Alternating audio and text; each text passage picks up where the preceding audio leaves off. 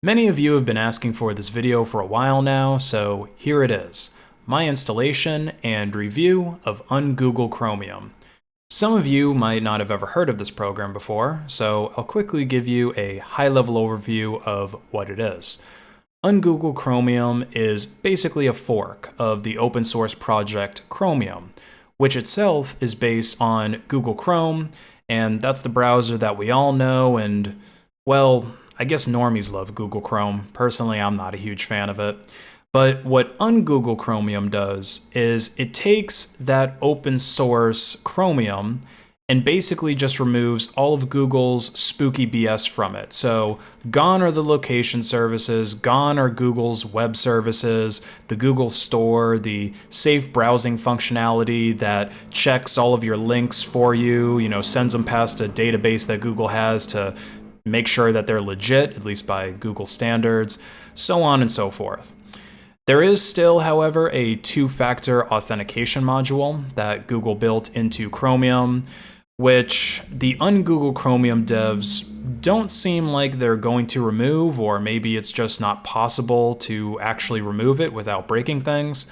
But other than that, this application is Google free. So let's get started with adding it to our Linux systems. If you're on an Ubuntu-based system, then you can add the repository manually. And basically here are the commands to do so. If you're on Linux Mint 19, then that's going to be a derivative of Ubuntu Bionic. So you're going to want to just add the repository, then do a sudo apt update, and then sudo apt install Ungoogled Chromium.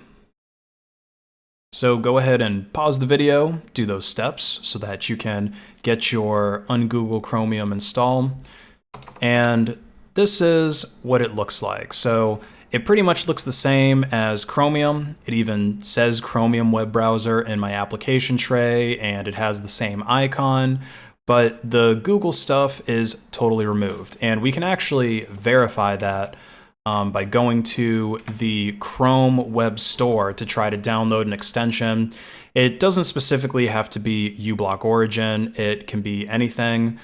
But yeah, as you can see here, there is no add-on button to go and install this add-on or any add-on, because like I said earlier, the Chrome web store is a Google web service. So the Chromium devs broke this to prevent the people at Google from spooking on you, basically. So there are solutions to get add-ons in Chromium. There's actually a couple of solutions to this that I found.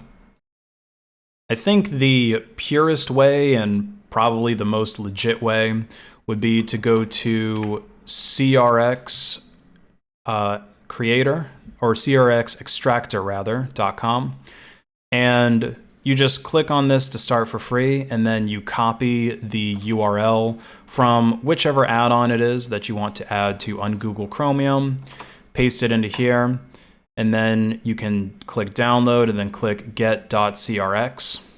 And then you can manually install this by adding it into the specific profile of Chromium that you're using.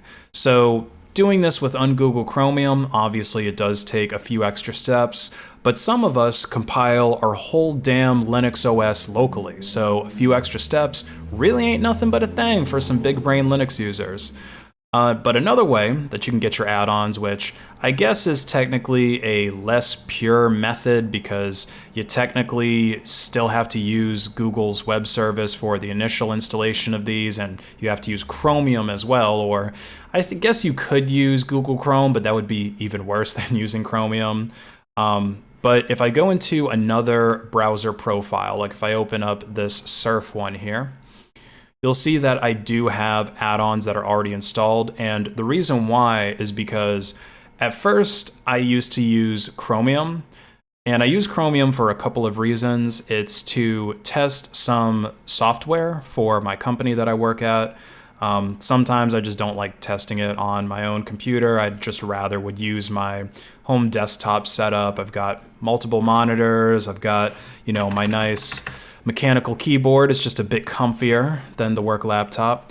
And also, I can use this to cast stuff to my Sony TV. Now, this functionality doesn't actually work in Ungoogled Chromium, at least not this default one that I'm running here. I did read somewhere on the Ungoogled Chromium GitHub that a user was able to build Chromecast functionality into Ungoogled Chromium. There's just some specific steps that you have to do to build it. So I'm probably going to look into that in the future, see if I can manage to do it for myself, and then maybe I'll have a follow-up video for this, for those of us that have Chromecast and want to still use that Google functionality, but just let everything else be in the trash.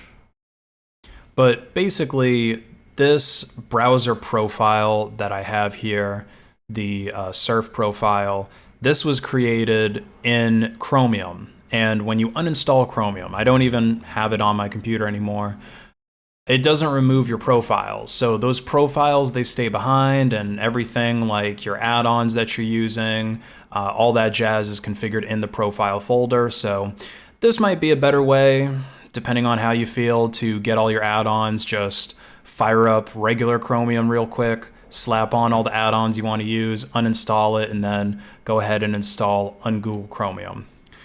The last thing that makes this browser really great, or at least last thing that I'm just going to cover in this video, is that it actually has hardware acceleration built into it. Some browsers, actually a lot of browsers, are missing that.